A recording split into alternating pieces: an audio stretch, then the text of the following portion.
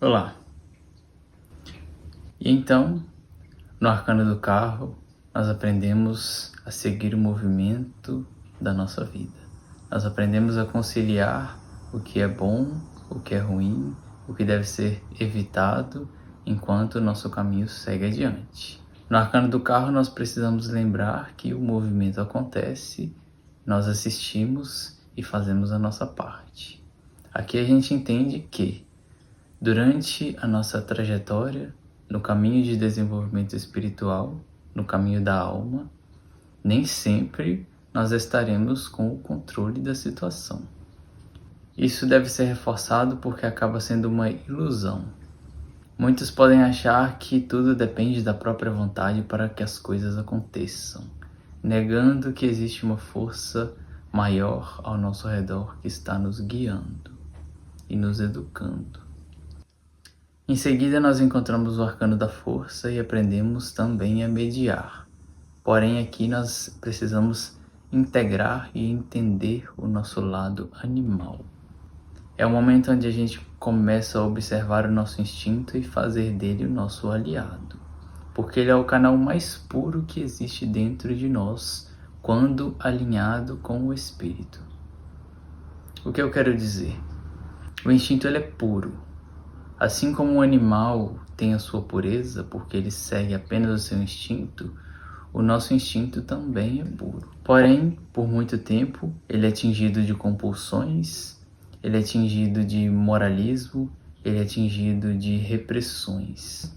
Isso acontece geralmente na infância, quando a criança tenta se expressar de forma instintiva, sem pedir permissão, sem pedir licença, e é reprimida por isso. Porque foge da beleza, da estética, da moral da família. E à medida que a gente começa a avançar no nosso processo, geralmente depois de adultos, a gente precisa recuperar esse instinto e mediá-lo diante da nossa consciência. A gente precisa resgatá-lo de volta. Isso seria o resgate de Lilith. E então, nós seguimos adiante e encontramos o arcano do eremita. Aqui nós encontramos o arcano número 9. Então o número 9, o eremita, ele vai representar um momento de pausa, um momento de separação do joio e do trigo. É o momento em que, depois dessa jornada até aqui, nós precisamos sentar, analisar e observar a nossa vida interna. O que é nosso, o que é um padrão, o que precisa ser revisto, o que precisa ser cultivado, o que precisa ser eliminado e o que precisa ser mantido. Esse é o papel do eremita. O número 9 é um número que representa humanitarismo, mas não necessariamente um humanitarismo social. Isso pode se estender dessa forma, mas aqui no eremita nós aprendemos que quanto mais nós nos diferenciamos do que não é nosso, do que não é saudável, mais humanos nós nos tornamos. Dessa vez, o arcano foi ilustrado por um deus egípcio. Agora nós conhecemos Thoth. Thoth é o deus escriba egípcio. É aquele que intermedia entre os deuses, que dá nome, que dá nota, que coloca as coisas em ordem. Fazendo isso, ele vai representar como se fosse um escriba do cosmos. Tudo é registrado por Thoth. As ações dos deuses, a compreensão dos arquétipos, a ação do ser humano e como ele funciona. Então no eremita nós somos esse pequeno peregrino que encontra Thoth, oferecendo um livro com sabedoria e um orbe de luz representando consciência.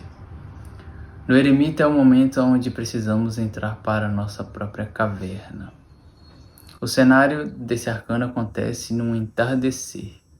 É o momento onde a gente não está mais no pico solar, nós não estamos mais na vida externa, mas também nós não estamos no pico lunar, nós não estamos imersos no inconsciente, nós estamos entre os mundos. Junto do eremita, junto de Thoth, nós precisaremos analisar a nossa rotina, os nossos padrões, tudo aquilo que precisa ser visto e revisto.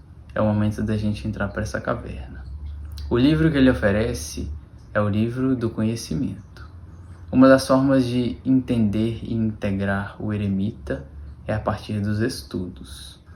Acaba sendo imprescindível que nós estudemos autoconhecimento.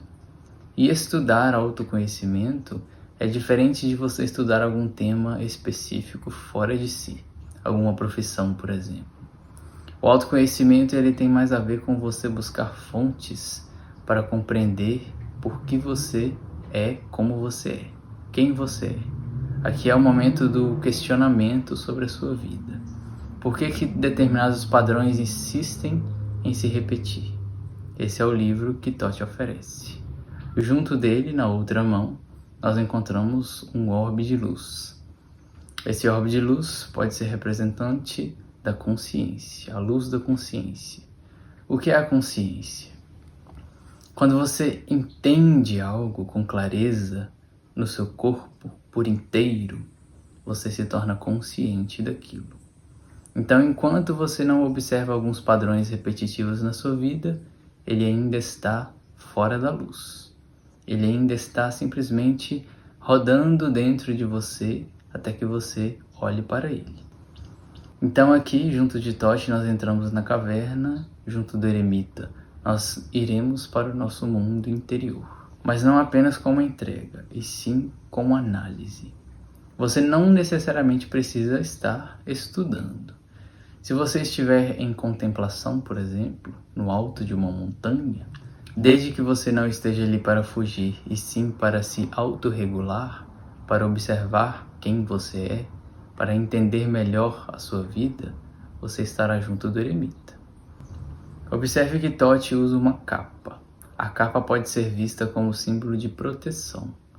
É um momento onde nós não exporemos mundo afora as nossas partes que ainda são frágeis. Nós estamos em análise. Então, nós nos protegemos com essa capa. Então você se coloca no mundo, mas não por completo. Você analisa algumas coisas que ainda são frágeis, ao mesmo tempo que você também precisa atuar. Aqui nós precisamos conciliar tanto a escuta interna quanto o feitio. Enquanto você estiver limpando uma casa ou lavando um carro, por exemplo, aquilo pode ser um momento de meditação ativa. O eremita estará ali junto. Você poderá observar o que significa você limpar a casa, por que isso está acontecendo. É o momento onde a sua mente começa a ativar alguns padrões.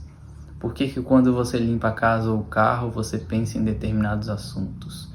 Tudo isso é simbólico. A nossa vida, o ser humano de forma geral, é um ser simbólico, não apenas racional ou emocional. Um exemplo de símbolo é o que eu tenho feito aqui junto dos arcanos. Eu estou misturando símbolos diversos e fazendo uma leitura unificada. O símbolo jamais poderá ser esgotado. Então, quando você pega para estudar o tarô, por exemplo, você não poderá viver apenas baseado em um livro ou um vídeo. Você precisa buscar em outras fontes. Buscando em outras fontes, você enriquece o símbolo. Você enriquece o significado do arcano. E mais importante do que isso, mais importante do que essa intelectualização, é você observar os arcanos no seu dia a dia. Então, sempre que você estiver estudando e analisando a si mesmo, você estará vivendo o eremita. No livro que o eremita segura, ele está oferecendo também uma pena. Essa pena é a pena da nossa própria escrita. É o momento onde também escrever é convidado. Quando você escreve, você coloca os seus pensamentos em palavras. Quando você escreve, você coloca de forma viva na sua frente o que você pensa, o que você sente, e isso ajuda mais do que você imagina no discernimento de quem você é. Outra forma também da gente analisar o eremita é quando você faz terapia. Se você faz terapia, você está colocando as suas dores, os seus pensamentos para fora. O papel do terapeuta não necessariamente é curar alguém, é simplesmente servir de ponte. Claro que, além disso, ele também conduzirá o seu pensamento de uma forma mais ética, mais elaborada. Isso tudo é ajuda. Caso contrário, você vive apenas dentro dos mesmos padrões. E os padrões, eles vêm da nossa ancestralidade. Os avós faziam assim, os seus pais fazem assim, você faz assim, simplesmente porque você não se dá conta de que existe um padrão por trás, inconsciente, e que se você não entrar na caverna do eremita, você não os verá. E aí, no arcano seguinte, nós encontramos com a roda da fortuna. A roda gira, mas se você não estiver preparado, você cairá simplesmente num novo ciclo com as mesmas questões. E aí a roda gira de novo, até que você algum dia consiga agir livre dos padrões. Mas para isso, a caverna do eremita. Dito isso, vamos então para a roda da fortuna.